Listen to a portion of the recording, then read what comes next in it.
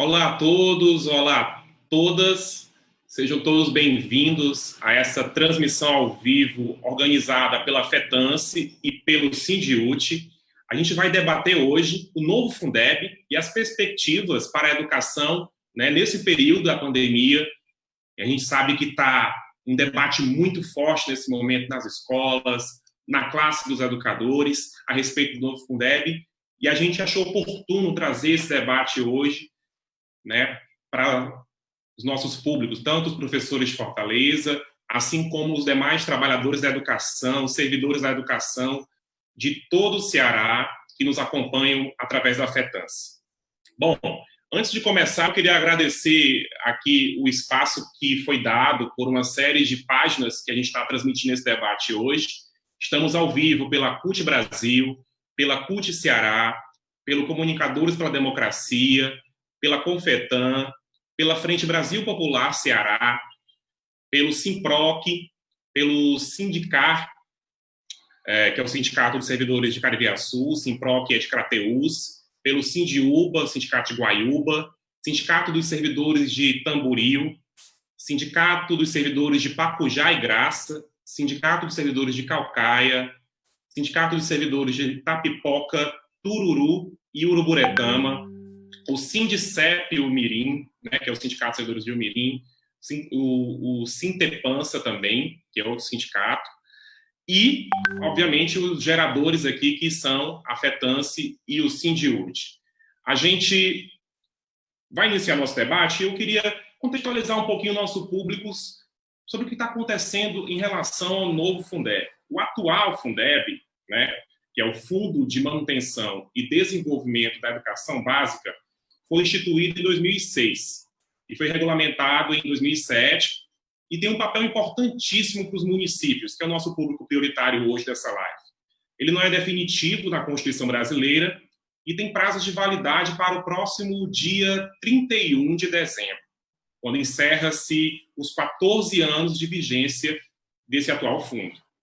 Então, até o começo de março, tramitava normalmente no Congresso a proposta de emenda à Constituição número 15 de 2015, que prevê o novo Fundeb, tornando definitivo e aumentando a participação dos recursos da União, que é uma das discussões que a gente vai trazer aqui hoje, como é que está atualmente essa proposta.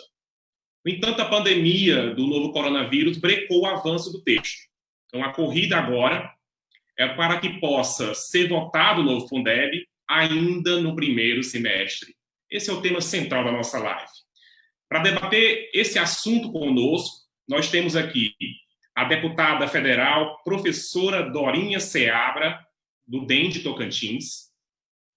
Temos também o deputado federal Idilvan Alencar, do PDT Ceará, a presidente da FETANCE, Enedina Soares, e a presidente do Sindiúti, Ana Cristina Guilherme. Queria saudar os nossos convidados. Vou começar aqui pela ordem que eu fui chamando. Boa noite, deputada Dorinha. Boa noite. É sempre um prazer falar com o Ceará, meu respeito, e em especial esse tema que para nós da educação é tão caro. À disposição. Obrigado, deputada. Idilvan, boa noite. Boa noite, Rafael. Eu queria agradecer o convite da Ana Cristina do Sindiúti, Enedina da FETANCE. Eu acho que é muito importante as entidades sindicais estarem preocupadas com essa falta de financiamento e dizer do prazer da gente receber a Dorinha. A Dorinha é sempre muito atenciosa quando o assunto é educação, e tem um carinho muito especial para o Ceará. Já esteve aqui várias vezes, em vários debates, sempre participa. E vocês estão de parabéns, porque a Dorinha é o grande nome do parlamento brasileiro no que diz respeito à educação. Então, para mim, é uma honra também poder contribuir com esse debate. Obrigado, deputado. Boa noite, Enedina Soares. Boa noite, Rafael. Boa noite, Ana Cristina, companheira de tantas lutas juntas. Companheiro Idilvan, também deputado federal, e a deputada Dorinha. É um prazer enorme participar juntamente com vocês desse momento. O Ceará inteiro já está ligado aqui na nossa live. saudar todos os professores, todos os trabalhadores e trabalhadoras em educação, onde trabalhar em educação nunca foi tranquilo, nunca foi fácil, e agora na pandemia está sendo um desafio muito grande, né? Dar aí nossos pêsames aos nossos companheiros e nossas companheiras que perdemos, né, os seus familiares que perdemos durante essa pandemia, pessoas que estão vivenciando, além do desafio com as novas tecnologias, em pensar a aula remota nesse momento, ainda estão tendo que lidar com o luto, né? Então, nossa força, nossa solidariedade, sejam todos bem-vindos e bem-vindas a mais uma live aqui das lutas necessárias nesse momento da pandemia. Muito bem, obrigado, Enedina. Agora, boa noite, Ana Cristina Guilherme.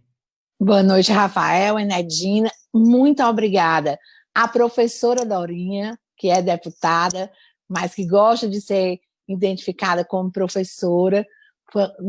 Prontamente ela atendeu a nosso convite, eu queria agradecê-la. O nosso querido deputado Ildivan, que vem defendendo com muito afinco a pauta da educação no Congresso Nacional, em especial na Câmara Federal. Queria saudar todos os meus companheiros que estão no feriado hoje. Hoje foi um feriado antecipado no Ceará e a companheirada se organizou para estar presente, tendo em vista a relevância desse debate, a importância desse debate e dos convidados aqui presentes. Então, uma boa noite para todos e, acompanhando a Enedina, o meu sincero luto pelos diversos companheiros da educação que vieram a falecer porque travaram essa luta com a Covid e não conseguiram vencê-la. Um abraço a todos e vamos para frente. Muito bem. Então, para iniciar nosso bate-papo aqui, eu queria que a deputada Dorinha, professora Dorinha, trouxesse para a gente como é que está, então, a discussão, o que esse relatório, né, que ela é relatora da PEC 15, o que esse relatório traz, né, quais são os principais destaques desse relatório, e na avaliação dela, por que não avançou ainda a votação, mesmo sabendo que a temática é tão importante e define o financiamento da educação a partir do próximo ano? Quanto tempo eu tenho, Rafael? A senhora pode falar à vontade, enquanto até uns 10 minutos até conseguir explicar essa parte inicial. Tá bem. Bom, boa noite. Eu quero cumprimentar de maneira muito especial o meu colega deputado e colega da educação, professor Ildivan e deputado. Ildivan, que me ajudou muito e tem me ajudado no Brasil inteiro, levando essa discussão, esse debate, o enfrentamento dentro da Câmara, porque não é fácil puxar esse debate, essa discussão, e principalmente num tema em que nós estamos praticamente sozinhos, o parlamento, né, sem interlocução com o próprio governo federal. Quero também agradecer muito a Ana Cristina e Enedina, duas mulheres, é muito bom estar numa mesa e saber que vocês puxam, né, e trabalham também pela educação, pelo profissional. E Rafael também, muito obrigada pela sua atenção. Bom, o Fundeb, acho que todos temos uma compreensão da importância para a educação básica. Ele é responsável pelo principal financiamento que mantém a educação da creche até o final do ensino médio. E no desenho atual, ele está nas disposições transitórias da Constituição, e ele termina sua vigência no final deste ano. E nós temos uma urgência, sim, porque nós precisamos votar na Câmara, votar no Senado, ambos em 2 turnos, e ainda votar a lei de regulamentação. O texto nós concluímos todo o debate, foram mais de 50 audiências públicas, andei em vários lugares, o Ceará foi o primeiro lugar que eu apresentei o texto, até antes de apresentar na Câmara, estive aí a convite do Anísio, né, para fazer uma apresentação e numa reunião também do Conselho de Secretários de Educação, e a partir daí nós nos dividimos, a professora Rosa Neide, o Ildivan, o deputado Bacelar, os mais envolvidos no tema, então a gente andou em muitos estados. Quais são os pontos do Fundeb e por que nós não votamos? Nós encerramos o debate, 58 inscritos, todos falaram, e nós íamos votar na quarta-feira. Eu ia apresentar o meu voto complementar, a partir dos debates e das sugestões de aprimoramento ao texto, com o compromisso, inclusive, do presidente Rodrigo Maia de levar logo em seguida para votação em plenário. A votação, como é uma PEC, ela exige um quórum privilegiado, né, e vai ser o primeiro texto que nós vamos votar dessa maneira remota, né? Nós estamos num procedimento de votação, a gente tem que votar num aplicativo específico. Não é fácil, porque com a presença a gente tem condição de aprimorar o debate. O Colégio de Líderes já se posicionou pela importância do tema. E o que o novo Fundeb tem como pontos principais? Além de torná-lo permanente, nós, durante todo o processo de construção, a gente lutou pela ampliação da participação da União.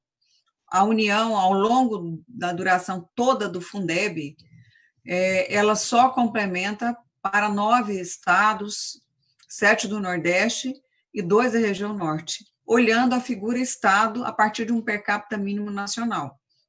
A nossa proposta foi de garantir uma maior equidade e reduzir as desigualdades, e com uma presença no financiamento maior da União, de modo ao invés de trabalhar com a figura Estado, que hoje são os estados que não conseguirem atingir o mínimo definido nacionalmente, nós passaríamos a trabalhar com as redes.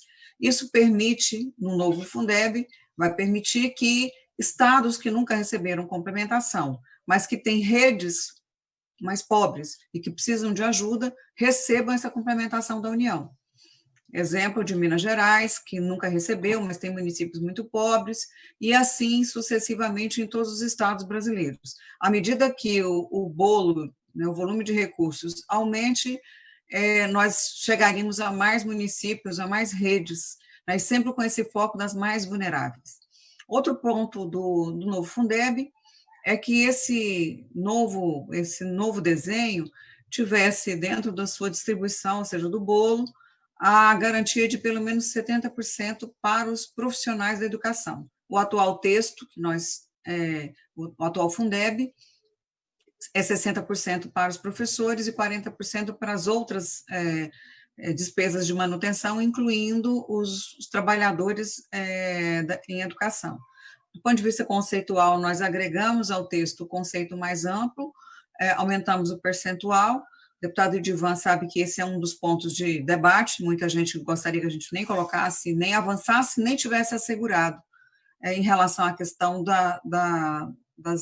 dos investimentos na área de pessoal, mas o texto traz essa segurança. Um outro ponto que eu acho que é importante, que é também um ponto de debate, o texto nosso procura deixar claro que o dinheiro público vai de escola pública. Embora tenha pedidos, debate, emenda e deputados que defendam que, a critério de municípios e estados, esse dinheiro pudesse ir para escolas privadas, até particulares, o texto deixa muito claro, o dinheiro é para escola pública, rede pública. Ainda dentro do texto do Fundeb, a preocupação com o aumento da contribuição da União. A nossa proposta era que até 2026 nós conseguíssemos chegar a 20%, dobrando em um curto espaço de tempo, dos atuais 10% para 20%. Esse era o nosso horizonte antes de pandemia e antes de toda essa realidade. Isso de maneira gradativa, eu ia apresentar o meu voto com uma gradação para que não saltasse logo de 10 para 20, a gente não conseguia avançar, mas que fosse feito um aumento gradativo nesse novo recurso. Um outro ponto que eu acho que é importante, porque tem muita dúvida, né, em relação ao recurso do Fundeb, e alguns até perguntam, tem uma distribuição ou um repasse de acordo com o mérito, com o resultado. Esse ponto também não é um ponto de debate, um grupo de deputados que defende que o dinheiro fosse repassado para as redes de acordo com o resultado. Nós acompanhamos bem o debate para que isso fosse bastante minimizado e que não tivesse nenhum reflexo em remuneração, para não ter remuneração oscilante de acordo com o resultado ou de acordo com o trabalho. Acho que um ponto também que eu deixo depois para o deputado Dilvan explicar melhor, mas que no texto nós, a pedido de várias entidades, reconhecendo os resultados do Ceará, tá, na proposta do texto da PEC, a possibilidade, né, a primeira obrigatoriedade de cada estado aprovar suas leis próprias com desenho de redistribuição do ICMS. E deixando o que fosse o critério, vai ser definido nas assembleias estaduais, mas definindo um percentual para a educação. A exemplo dos resultados do Ceará, a gente sabe que não é mágico, que vem de um longo trabalho, que procura alinhar recurso com política pública contínua, com foco, com parceria, com apoio técnico aos municípios. Então, na educação não tem nada mágico, não tem nada que tenha uma chavinha automática para resultado. Mas tem uma possibilidade de continuidade do ponto de vista de política pública. Ainda quero também destacar um dos pontos ainda de maior debate, que é a questão das fontes, né? Logicamente, o texto não aponta fontes, existe todo um estudo e um trabalho de apoio muito forte da consultoria da Câmara e de vários estudiosos em relação a possíveis fontes. A gente tem elementos, e um dos pontos que também tem sido muito colocado é que a gente está usando o dinheiro do salário educação e isso acabaria com alguns programas importantes. Na verdade, os programas estão assegurados no texto, que hoje são usados os recursos do salário educação, da cota federal, preservado toda a cota municipal e estadual, mas se utilizasse o salário educação, o governo federal fica obrigado a manter todos os programas. Então, isso foi assegurado no texto, e a ideia, inclusive, era aprimorar se for mantido essa ideia da fonte de salário educação. Embora seja o ponto mais de maior preocupação de várias entidades, pela desconfiança, pelo receio, porque os programas são importantes, programa de transporte escolar, programa de alimentação, programa do livro didático, que pela sua natureza universalizante, não poderia ser substituído pelo repasse via Fundeb. Obviamente, o Fundeb ele vai chegar para as redes mais frágeis e vai chegar gradativamente. Eu vou ter algumas cidades, nós vamos ter algumas cidades que não vão receber, vão demorar 4, 5 anos, 6 anos para receber uma parte de complementação. E esses programas, eles são universalizantes e de execução federal. Então, eles têm que ser preservados. Por que nós não votamos, né, no caso desse desenho?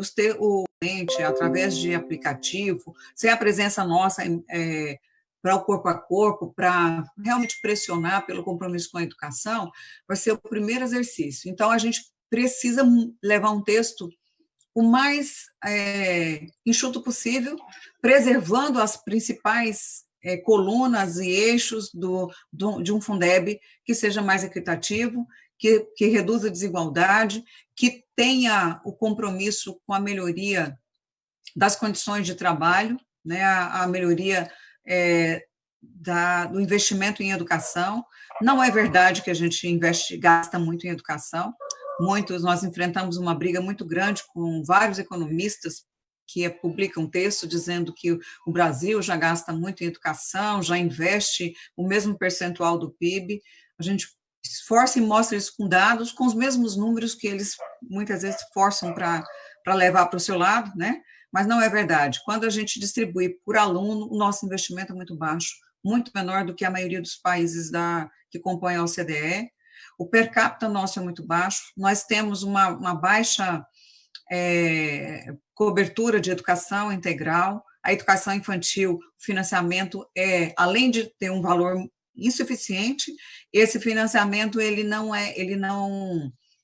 cobre mais do que 30% na média do atendimento, no caso da educação infantil. Então, nós chegamos a ouvir, em algumas reuniões, que a gente não ia saber nem o que fazer desse tanto de dinheiro novo que viria. Só quem não conhece a educação, né? Então, todo esse debate, inclusive dizer que mais dinheiro ou melhor gestão, mais recurso ou melhor gestão, são os dois. Tem que melhorar a gestão, tem que aprimorar, tem que ter transparência, tem que melhorar o sistema de monitoramento e acompanhamento, mas precisa de mais dinheiro. Uma piscina, você só consegue nadar nessa piscina se tiver a quantidade mínima de água, senão, no máximo, você vai se arrastar. E nós precisamos de mais investimento, mais recursos para a educação. Eu acho que, em termos de pontos, eu falei dos principais pontos, como é um bate-papo, a gente pode eventualmente voltar a algum ponto, e o deputado Edilvan também vai falar, e ele vai me ajudar aí para os temas que eu não consegui abordar. Qual é a situação hoje? Nós estamos agora na pressão para passar desses primeiros projetos que eram de foco principal no enfrentamento da pandemia, Covid, que é o que tem, nós já votamos mais de 30 projetos, e tem medida provisória como nunca chegou na Câmara. Tem muitas medidas provisórias, dezenas de medidas provisórias foram editadas, algumas a gente correndo para não perder a validade, outras para não votar aquele texto, porque o texto é ruim demais, mas nós temos agora uma pressão para votar, e o nosso universo de voto é agora, era final de maio, mais tardar a gente precisa votar em junho, início de junho, primeira quinzena, e convencer o Senado a votar uma PEC, porque os senadores não querem votar PEC nenhuma, colocaram isso como limite. Mas entendo que esse é um tema de grande apelo para a sociedade e vocês podem nos ajudar nesse convencimento aos senadores e também aos deputados que precisam conhecer o texto e entender que sem Fundeb, no próximo ano, nós não teremos educação funcionando no Brasil, educação, não estou nem falando de qualidade, nem colocando as questões atuais, pensando em escolas fechadas há 3 meses, que nós vamos ter que trabalhar novos desenhos para garantir esse retorno e a educação. Eu não estou falando de dias nem de horas, mas nós temos que garantir e buscar a questão do aprendizado, né, do direito do aluno de aprender. Mas muito obrigada por essa oportunidade e continuo aqui com vocês. Obrigado, deputada. Ainda nessa questão, queria questionar aqui o deputado Edilvan. Paralelamente a essa expectativa de votação do Fundeb, a gente sabe também que no Congresso, defensores da pauta têm convivido com a oposição do governo, de certa forma, ao tema, deputado. A base tem feito esse discurso fiscalista, né, e em algum momento colocando os argumentos do ministro da Economia, Paulo Guedes, e a toda hora desqualificando a proposta de aumentar aí a participação da União dentro do novo Fundeb. Eu queria que você comentasse, Edilvan, um pouquinho sobre essa questão. O que temos de desafio? Né? Qual é o contexto da Câmara hoje? Como é que a gente pode contar nossas garrafinhas, literalmente, para alcançar aí a aprovação do novo Fundeb? E se dá para ser aprovado ainda em maio, como foi prometido? Rafael, a deputada Dorinha fez aí um contexto muito técnico, fez um histórico dessa questão do Fundeb como um todo. Está me ouvindo bem? Estamos. E, assim, eu vou entrar nesse aspecto aí mais político que você colocou. Olha só, o Brasil ele tem desafios enormes na educação, nós sabemos disso. Nós temos desafios de valorizar o professor, de dar melhor infraestrutura para as escolas e de resultados educacionais. São desafios de diversas ordens. E fica tudo muito difícil quando você não tem um órgão central, um interlocutor, para puxar esse processo, para vencer esse desafio. E é hoje o que a gente tem no Ministério da Educação. E não foi por falta de convite e tentativa.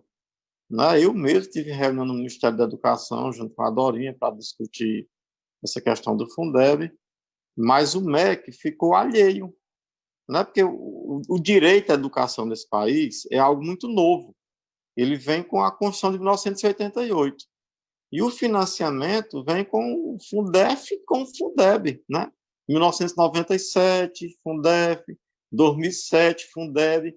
E esse direito nós estamos pagando de qualquer forma. Vamos botar o povo para estudar, em classe multisseriada, nas diversas condições. Então, quando se chega num momento crucial, que o Fundeb está próximo a se expirar, o mínimo que a gente espera é que o governo federal puxe esse processo, que a educação pública é dos pilares de qualquer nação. Isso não aconteceu. Essa luta não está sendo fácil. Como bem diz a Dorinha, nós somos poucos. Né? As pessoas falam muito, assim, a educação é prioridade, esse é um discurso recorrente. Se você perguntar 10 entre 10 deputados, todos dizem a mesma coisa. Mas no dia a dia não é assim que se comportam. Né? A pauta da educação fica ali meio esquecida, num lugar, num canto da sala. Então, assim, cabe aos parlamentares que conhecem esse processo, né? Eu tive a oportunidade de ser secretário de Educação do Estado, Dorinha foi secretária de Educação do Tocantins, presidente do Conselho, por muito tempo eu também fui presidente do Conselho. Então, nós conhecemos a realidade. Nós sabemos que sem esse financiamento, nós não temos educação pública. Né? Às vezes, alguns repórteres perguntam assim, e se o Fundeb não for aprovado, o que vai acontecer? Eu digo, não tem aula dia 1º de janeiro, não tem aula. Simples assim. Não tem dinheiro para pagar professor. Né? Então, o governo federal, Rafael, ficou à margem desse processo, não participou, esteve na audiência por algum tempo, mas assim, ele se dirige de forma agressiva na Comissão de Educação do Especial do Fundeb, quando ele esteve lá, não puxou esse debate, não se interessou.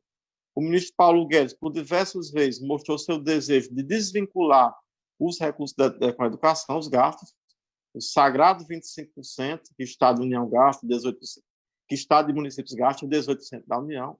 Ele, uma vez ou outra, volta com essa temática. Então, assim, eles não participaram do debate.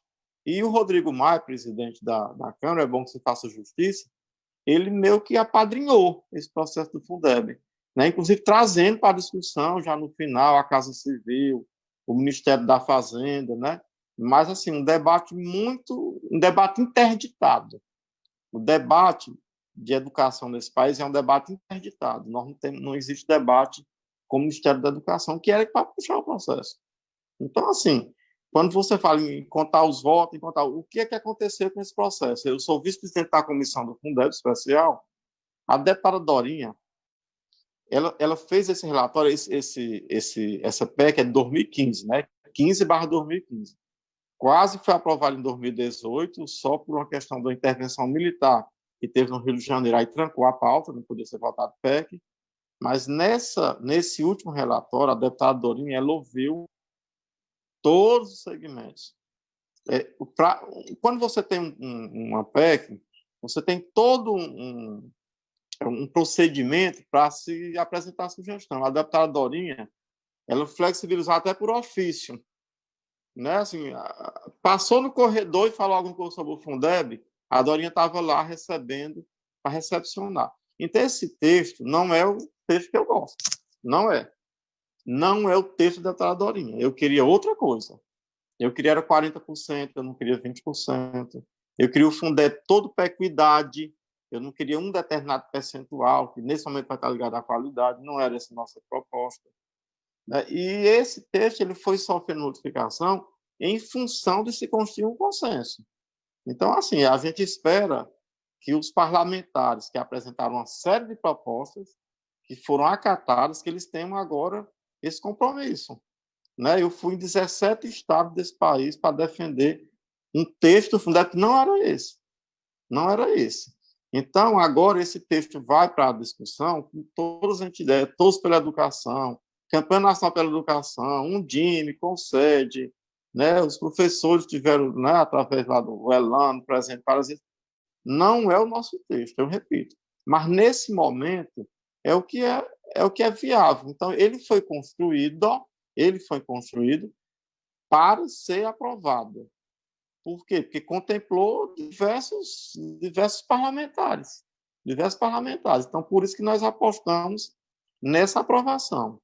E eu repito, o papel do Rodrigo Maia é muito importante em dois aspectos. Primeiro, para colocar em votação. E como já disse a Dorinha, nós escolhemos o Dia Internacional da Educação, acho que foi 25 de abril, para pressionar. A gente ia falar sobre outro tema que estava em votação, ele dizia, Rodrigo Maia, vamos voltar ao Fundeb. E ele prometeu que seria final de maio, inicialmente, e agora renova essa promessa para o começo de junho. E nesse momento de pandemia, mais do que nunca é importante voltar ao Fundeb. Nós estamos vivendo uma crise na saúde pública, mas se a gente não votar o Fundeb logo, nós estamos assinando um contrato com uma crise na educação, um contrato com data marcada para o começo do ano. E eu vou além. Como bem diz a Dorinha, eu já vou um pouco conversar sobre isso. Nós estamos falando do Fundeb para reduzir desigualdades. Nós não estamos falando do Fundeb que vai ter agora, não sei se o nome, se vai ser dentro do Fundeb ou qual vai ser a fonte, mas nós vamos ter as escolas agora vão ter uma questão de segurança no aspecto da saúde. Isso vai exigir recurso. Né? O professor, para voltar às aulas, tem que ter uma escola segura. Né? Eu vou conversar com a deputada Dorinha depois, que a gente constrói muitas pautas em conjunto, sobre um orçamento de guerra para a educação, para o pós-pandemia. A gente tem que formar professor, investir em plataforma, ter escolas seguras. Então, se as pessoas tinham um discurso até que meio raivoso e preconceituoso, dizendo que a educação tinha dinheiro demais, era ineficiência das pessoas, agora, mais do que nunca, nós vamos precisar de mais recursos. Que além da nossa questão de educação, nós vamos ter agora uma questão de saúde pública. Nós estamos falando de uma educação pública que tem 48 milhões de estudantes nesse país. Né? São 168 mil escolas.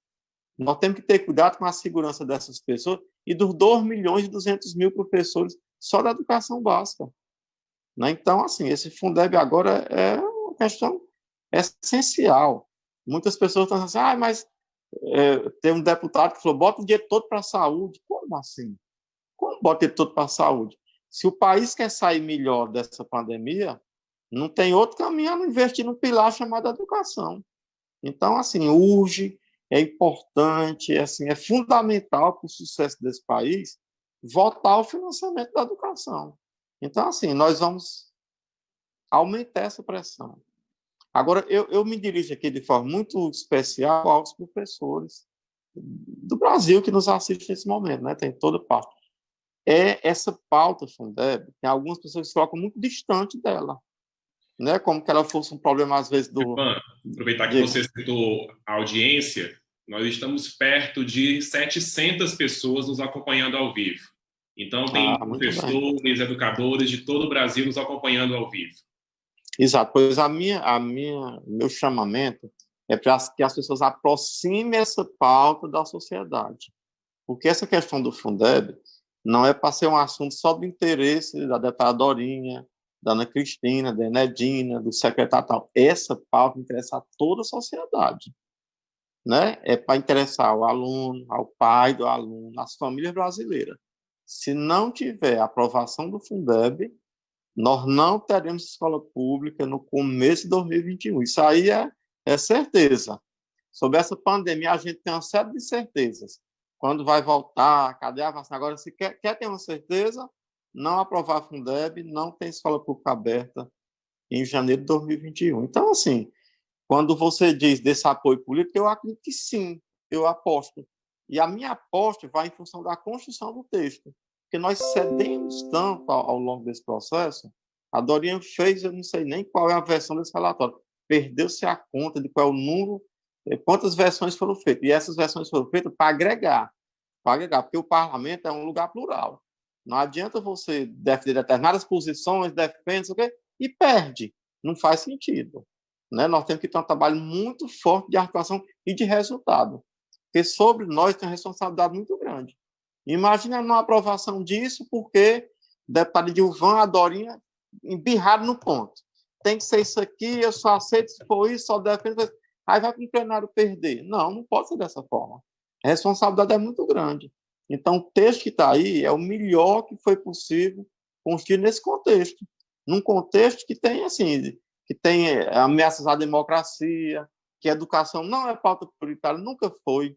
Não, você vê que o presidente da República não se dirige a esse tema da educação. O ministro da Educação, que era para liderar esse processo, ele trata com desdém, né? Ele não tem nenhuma simpatia, nenhuma empatia. Vimos o processo do Enem, recentemente, que ele marca a data do Enem, como se nada tivesse acontecendo. Então, assim, o desafio é grande, mas eu concluo minha resposta dizendo que eu estou confiante. Eu estou confiante na aprovação do novo Fundeb.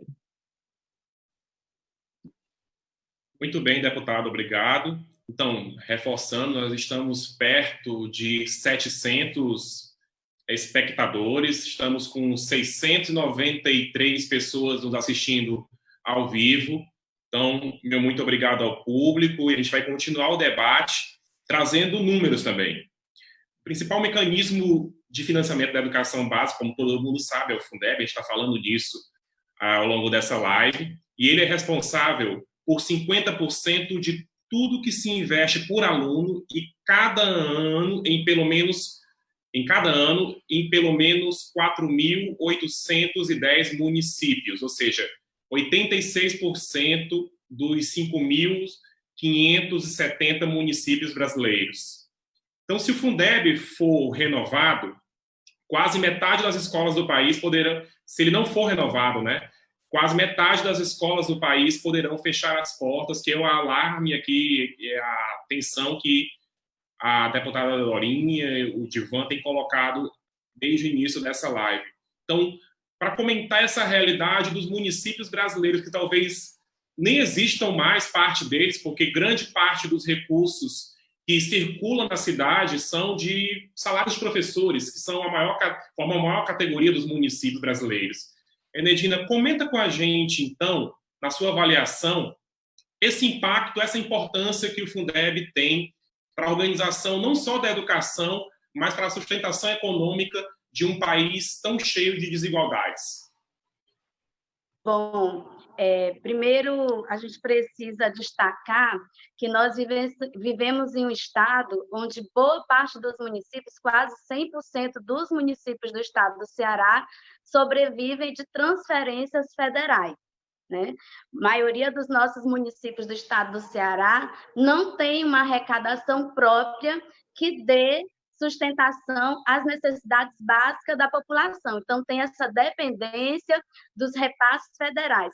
E os recursos do Fundeb são fundamentais, são essenciais para a sustentação da educação, né? No Ceará, hoje estamos vivendo uma realidade que boa parte dos municípios, quase 100% do Fundeb, é para o pagamento da folha de pagamento dos professores e dos outros trabalhadores das escolas. Então, a gente já vê que o Fundeb atual ele já não dá mais conta de garantir a folha de pagamento e as necessidades básicas, né? Então, se nós já vemos que a educação tem necessidade de ter uma escola com a condição mínima de funcionamento, os filhos da classe trabalhadora têm direito a ter um professor com o piso, no mínimo, o piso salarial do magistério, tem direito a ter um professor que tem condições de planejar suas aulas, de pensar uma melhor aula para uma sala de aula cheia de desafios, né? Nós vemos o quanto que a violência está presente na escola,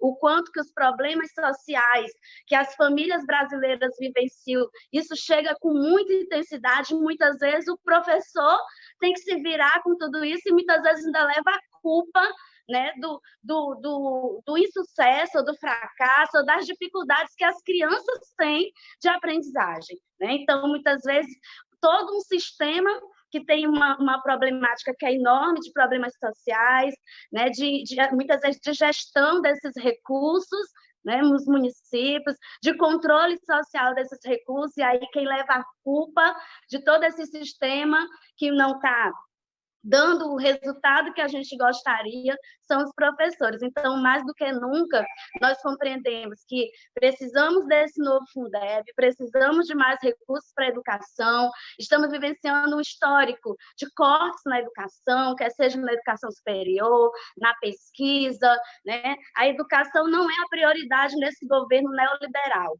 né? Então, mais do que nunca, a nossa luta se faz necessária, é muito bom termos aqui conosco a deputada Dorinha, que é uma voz forte em defesa da educação do Brasil, né? Ter o deputado Divan, que é um deputado de primeiro mandato, mas que está tendo, assim, está fazendo muita diferença nessa nossa luta em defesa da educação.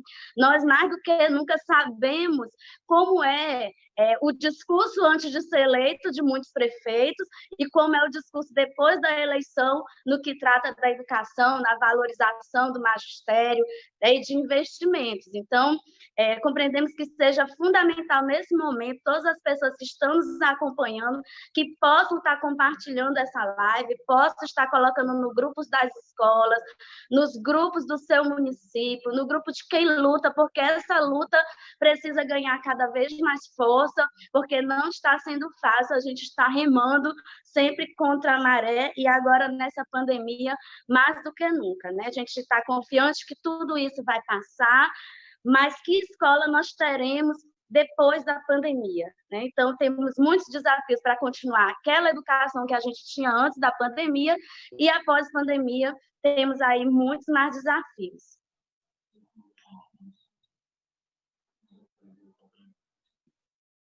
Muito bem, obrigado, Enegina. Passar rapidamente, então, aqui, só falar um pouquinho para vocês, estamos agora perto dos 800, então já passamos dos 700 de público.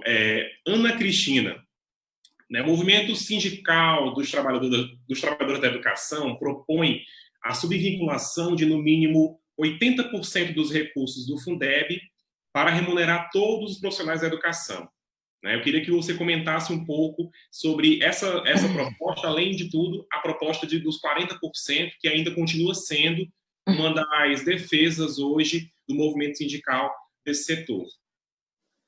Bom, vamos lá, Rafael. Primeiro, assim, eu queria dizer para a deputada Dorinha, para o deputado Edivan, que terão todo o nosso apoio, toda a nossa disposição de luta.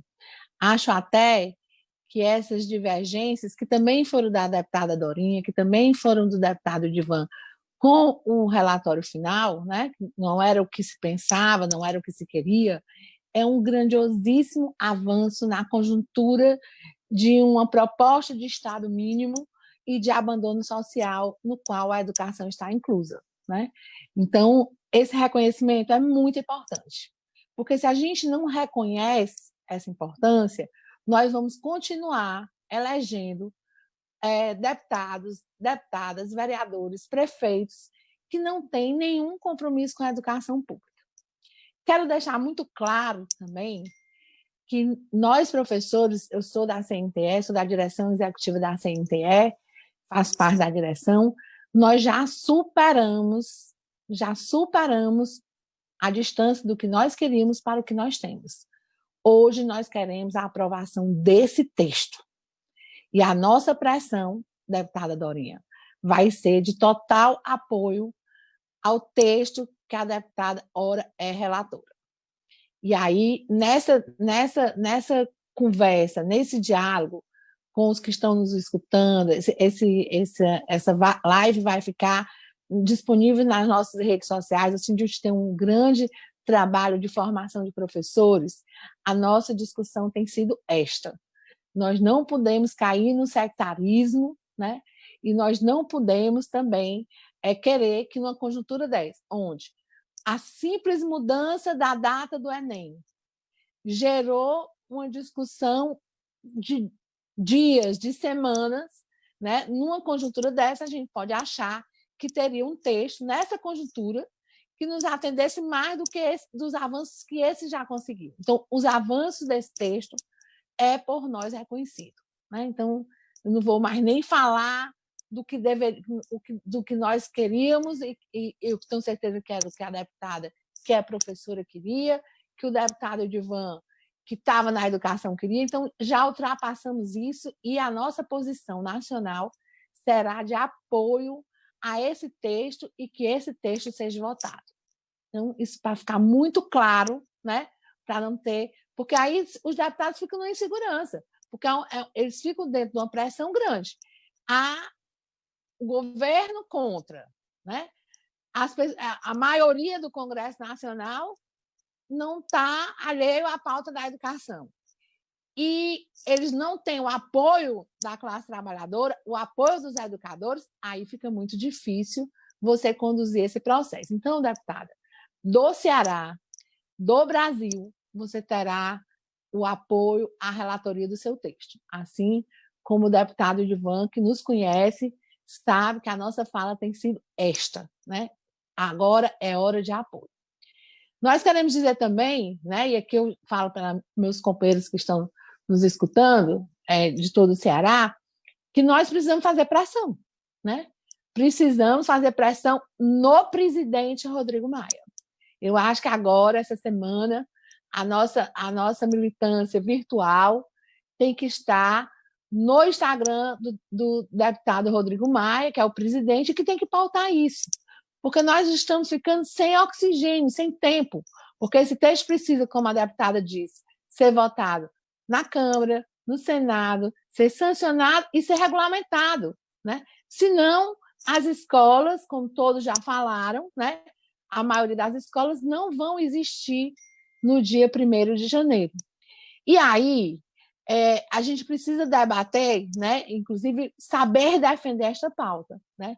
Porque se a gente pensa num retorno à escola, né? Eu digo, nada do que foi será um dia do jeito que já foi um dia. Por quê? Porque a escola vai precisar de mais dinheiro. Por exemplo, nós aqui no Ceará, nossas escolas, a maioria são de ar-condicionados, e já está claro que não podem ser. Então, vai ter que ter uma reforma arquitetônica para receber, depois da pandemia, os professores. Sem falar que agora esse governo vem, né, assim, elegeu a educação como inimiga dele. Quando você congela o salário dos servidores por 2 anos, você ameaça, inclusive, o piso nacional do magistério, porque o piso nacional do magistério determina um reajuste anual na data base de janeiro, de acordo com o custo aluno.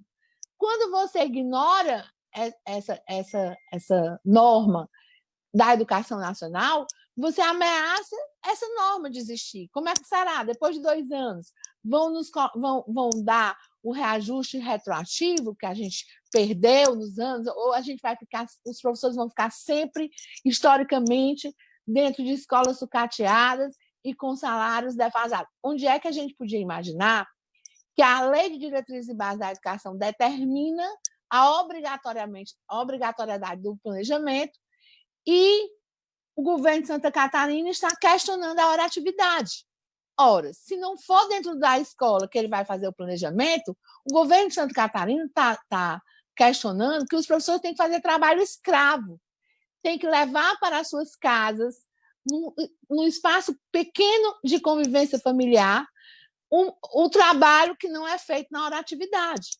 Então, assim, nesse mundo de absurdos, né, de absurdos que foram legitimados por uma eleição, que foram legitimados por muitos companheiros que votaram nessa agenda neoliberal, nessa agenda de Estado mínimo, nessa agenda de abandono da educação pública, é que nós estamos sendo penalizados diuturnamente.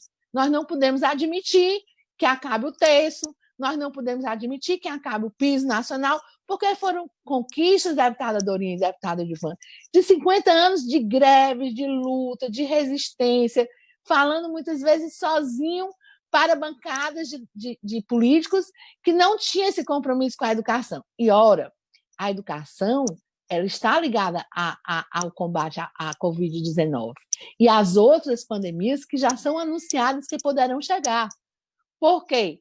Nós temos tido uma grande dificuldade com a doença por causa da contaminação por falta de hábitos de higiene.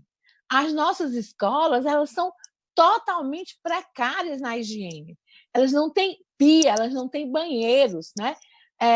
A verba aqui em Fortaleza, 100% do Fundeb é gasto na folha de pagamento.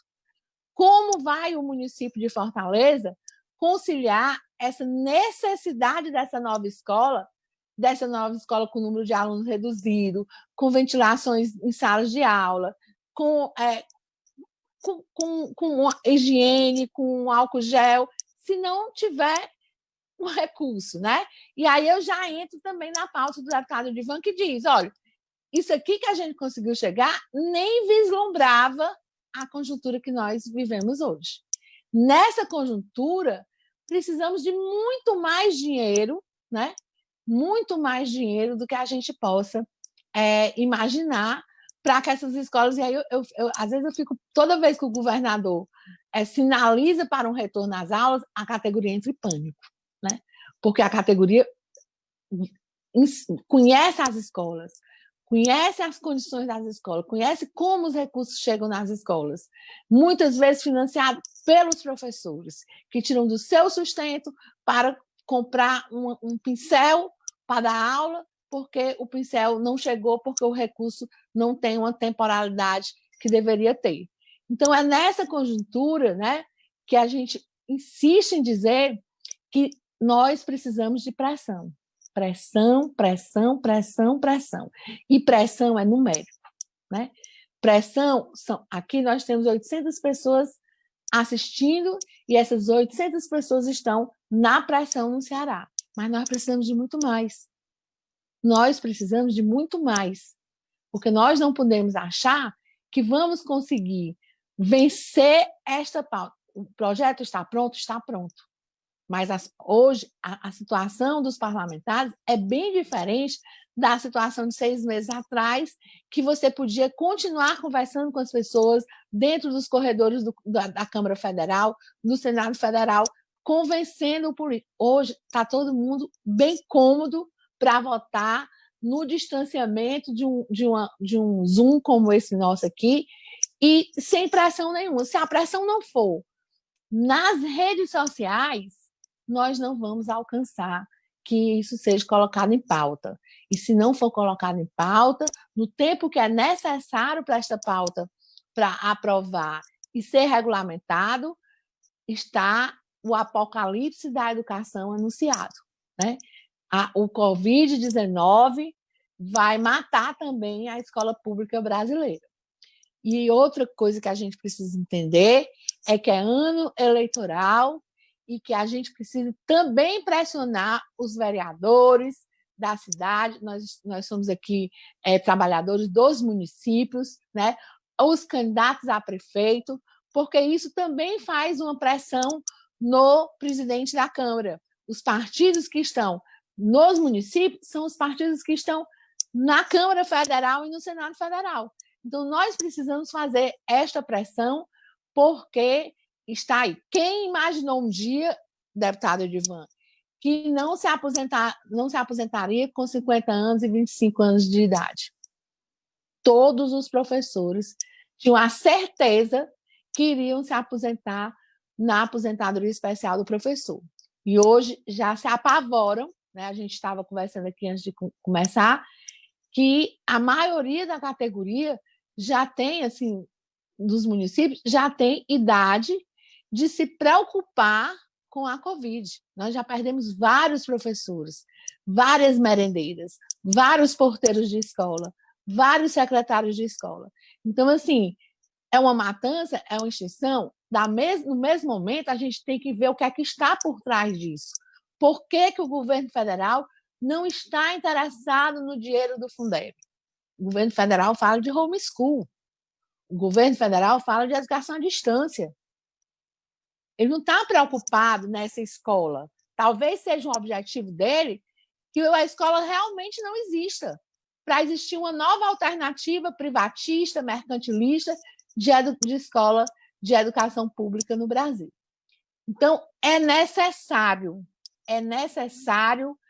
que os diretores de escolas, que os funcionários de escola, que os professores, que os técnicos da Secretaria de Educação, que pouco se envolvem nessa luta diária da classe trabalhadora, entenda o que é a aprovação, a necessidade de aprovação do Fundeb. Se não entenderem isso, se ficar com a vanguarda lutando e os outros esperando que aconteça, nós temos aí o exemplo da aposentadoria especial, e lá no Congresso eu queria que o deputado ou a deputada falasse dos projetos de homeschool, dos projetos de EAD, do que se fala no MEC, de alternativas que não é esta que nós defendemos.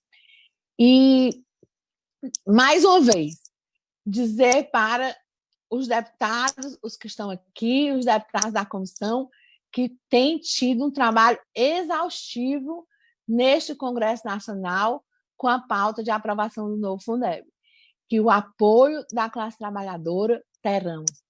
independente da sigla partidária, independente do projeto, nós vamos apoiar a pauta da educação. Nós estamos apoiando a educação pública brasileira.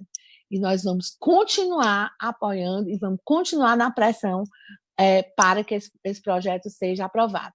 E também gostaria que o deputado que nós conversamos, né, sobre a preocupação de votar, olha, deputado Edivan, é um pânico na categoria.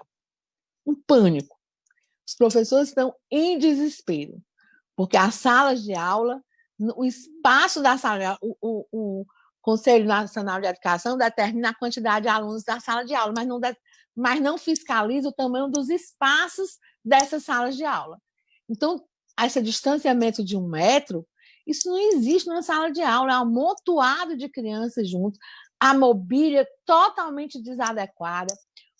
Eu fico imaginando a merenda naqueles pratos de difícil higienização, que são pratos de plásticos.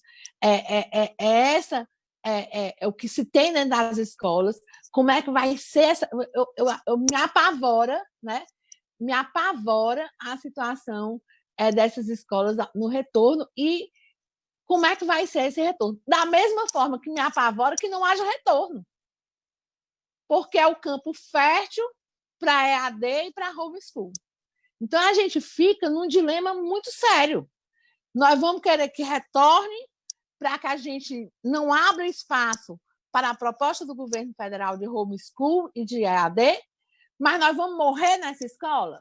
Então, assim, aqui vai a angústia, né, que não é minha, é uma angústia coletiva, é uma angústia diariamente que eu recebo dos professores, para que a gente possa, né, caminhar juntos na defesa da escola pública de qualidade para todos. Fora Bolsonaro. Muito bem, obrigado, Ana. A gente está chegando perto do fim da nossa conversa e eu queria... Acho que todo mundo está me ouvindo? Sim. E eu queria trazer um pouco aqui um elemento que está acontecendo agora, né? A Ana citou um pouco. O STF está julgando 1/3 da hora atividade. Havia uma impressão por parte da sociedade de que poderia haver algum retrocesso nessa medida diante da pandemia, que a pandemia e toda a crise econômica e toda a crise humanitária que acompanha ela pudesse impactar negativamente e fazer que houvesse um retrocesso no caso de 1/3 para a hora atividade. Até o momento não houve isso. O relator, Marco Aurélio, manteve o mesmo voto que teve em 2011, foi contra a hora atividade. Já a ministra Carmen Lúcia, o Edson Fachin e o ministro Alexandre de Moraes votaram a favor da manutenção da hora atividade. Então, o placar, até a última atualização que eu chequei, pode ser que tenha atualizado agora, estava em 3-1 a favor da jornada extra-classe, a favor do planejamento dos professores. Deputada Dorinha, será que a gente pode falar que, nesse momento, o Congresso não vai agir também com retrocesso pelo impacto da pandemia e vai manter o acordo até então construído e está no seu relatório em torno do novo Fundeb, em torno da PEC 15?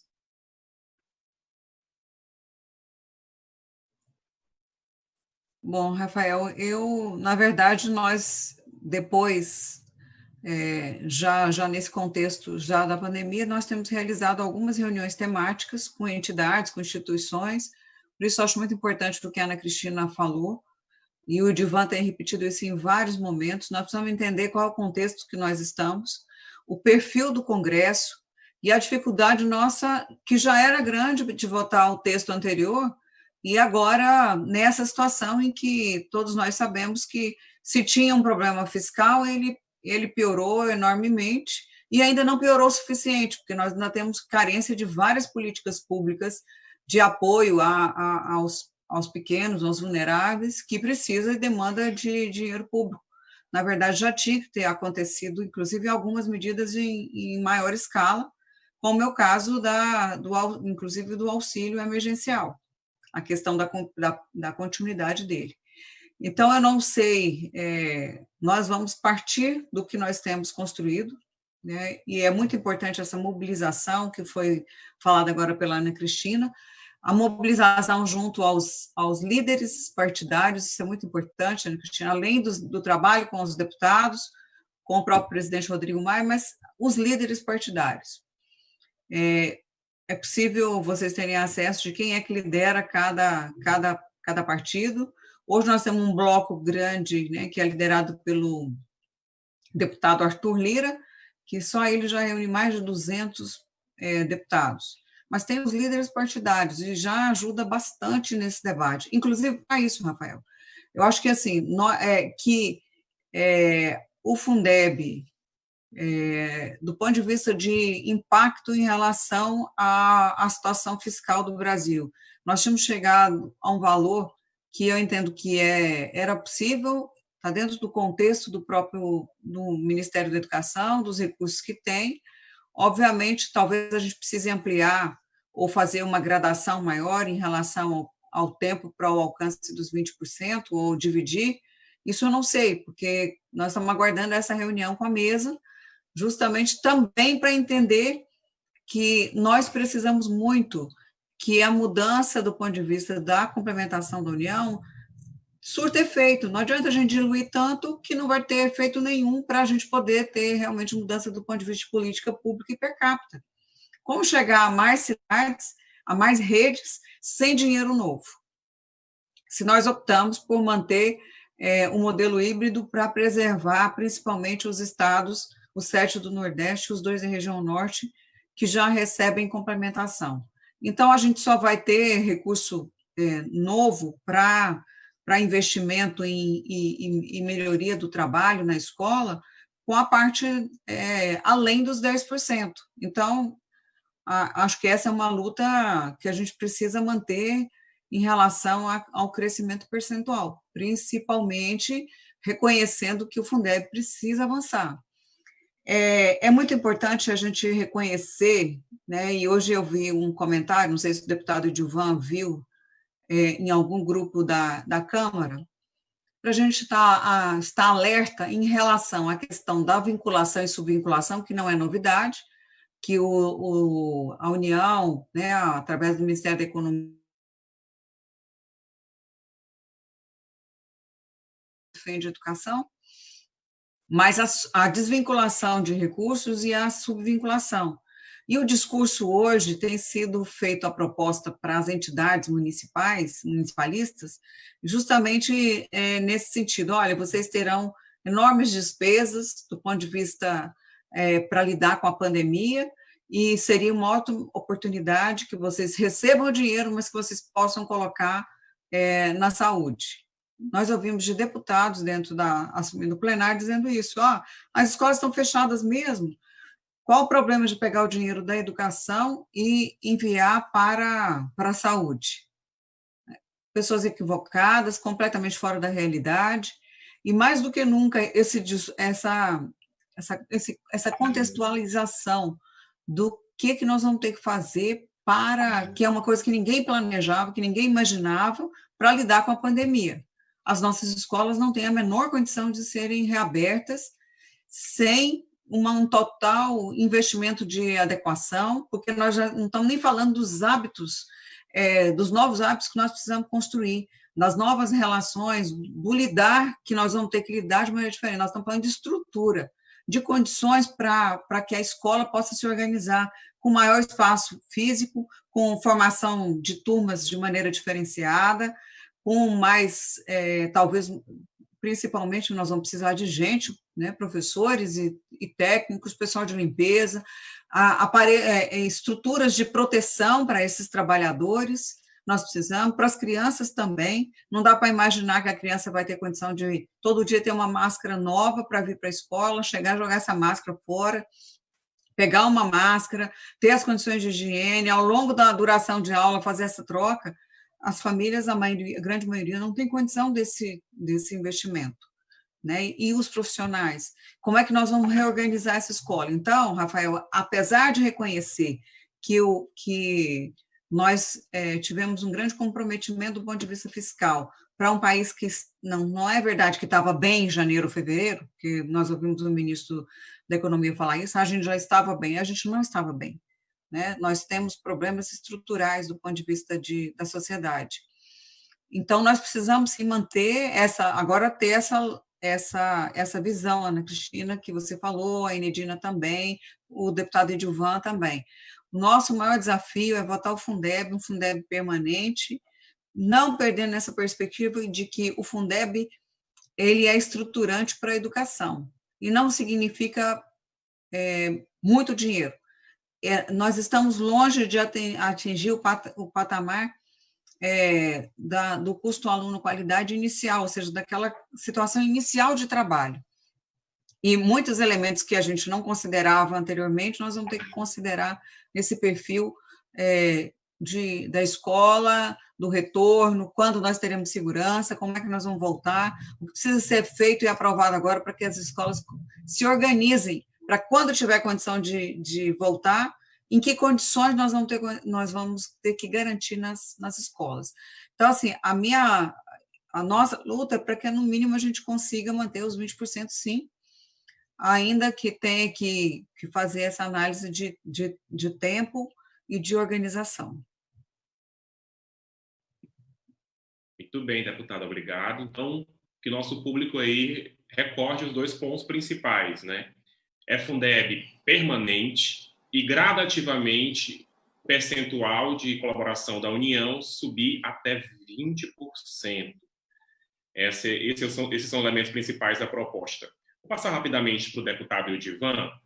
Deputado, eu gostaria de escutá-lo a respeito do auxílio emergencial para as escolas na pandemia, para a educação na pandemia. Me parece que o senhor deu ingresso num projeto de lei com essa temática. Eu queria que você falasse um pouquinho para a gente sobre isso, nessa reta final do nosso programa. Nós estamos com em torno de 800 pessoas ouvindo a gente. Rafael, Ana Cristina falou há pouco tempo, né, a presidente do Sindil, dizendo que os professores ficam em pânico quando pensam no retorno às aulas. Isso aí, Ana Cristina, tem acontecido em todo o Brasil, não é só Fortaleza, rede estadual, vários estados e municípios. Então, eu apresentei hoje um projeto de lei que trata exatamente das estratégias de retorno às aulas no pós-pandemia. Ontem eu conversei com a deputada Dorinha, mandei o texto desse projeto de lei, ela me retornou algumas sugestões, hoje eu voltei a falar com ela sobre isso. O projeto já foi protocolado, eu tenho a expectativa que ela seja a relatora, para poder melhorar e contribuir, a deputada Dorinha, mas esse projeto é muito importante, porque o que é esse pós-pandemia? Nós vamos ter uma pós-pandemia? Vamos, mas não vamos ter mais um mundo igual como era. Nós vamos conviver com o Covid por um bom tempo, por uns 2 anos. Então, nós não podemos deixar a mercê da cabeça de uma pessoa, né? Vamos ser o prefeito municipal da cidade X. Eu vou retornar às aulas amanhã, nas escolas todas. E esse retorno tem que ser precedido de uma série de pontos. Tem que ter um protocolo sanitário para isso. E dentro desse município, todas as escolas podem retornar ao mesmo tempo? Poderão ou não? Então, o objetivo desse projeto é trazer para a discussão os professores, os estudantes, secretário municipal, prefeito, para que eles formem comissão no âmbito das escolas, inclusive, para saber quais são as recomendações para dizer que a escola está apta a voltar, inclusive com parecer de pessoas da saúde. Nós temos máscara, nós temos álcool, nós temos higienização, a redução da aglomeração, quantos alunos vão ter em sala de aula.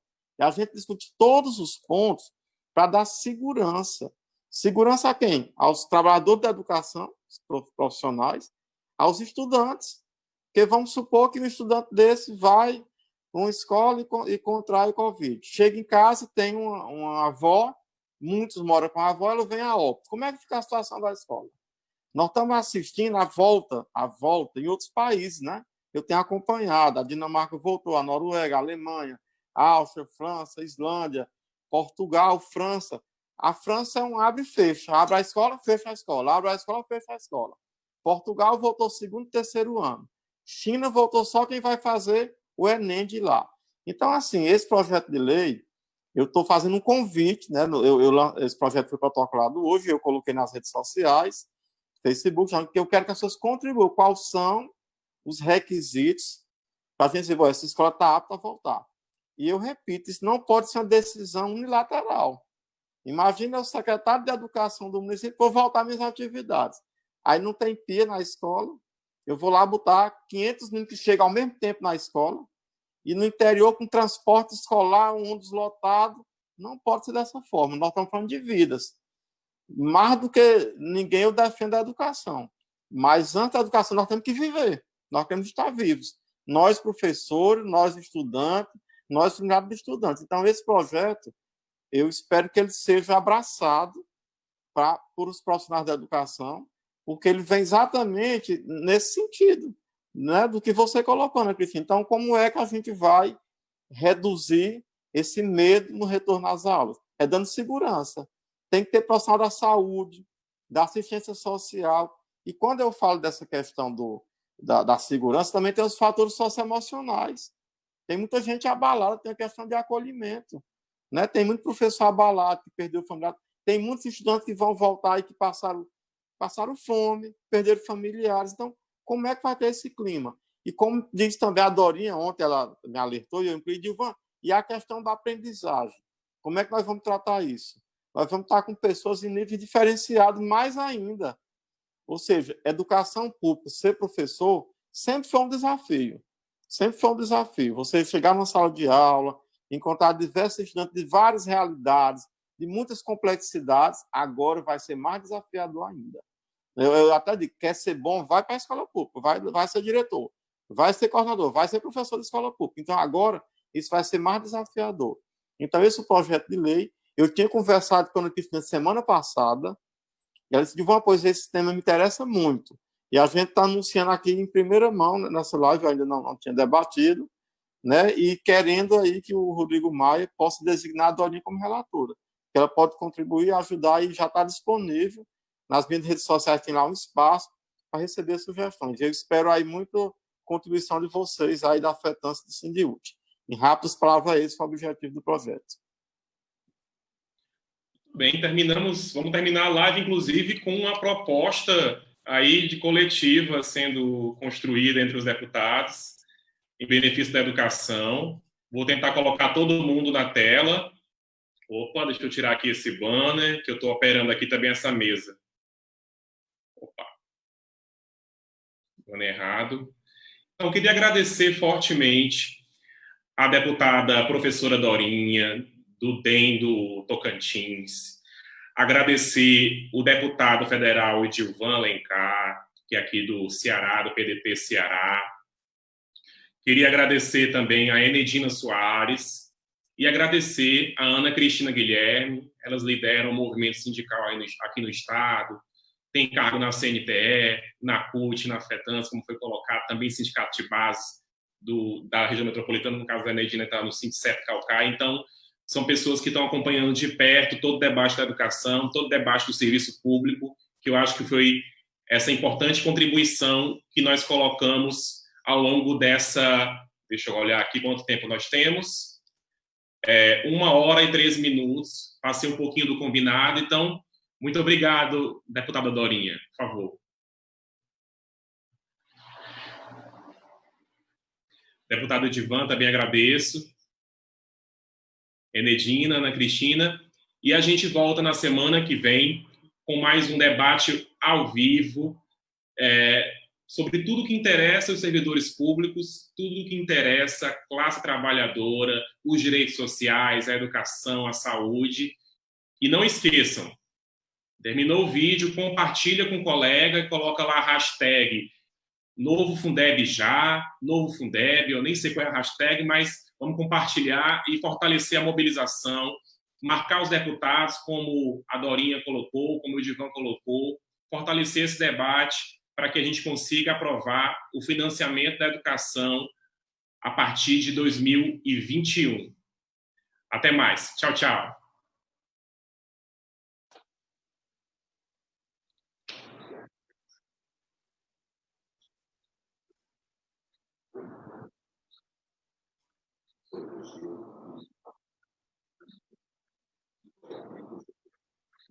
Saiu do ar, Rafael? Não, a gente tem um delayzinho.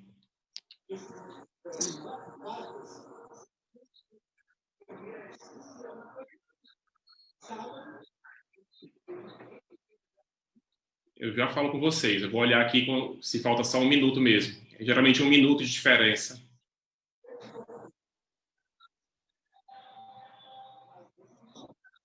Assim que eu falar a palavra final, aí eu cancelo. Gente, foi muito bom, né? Foi. Foi ótimo.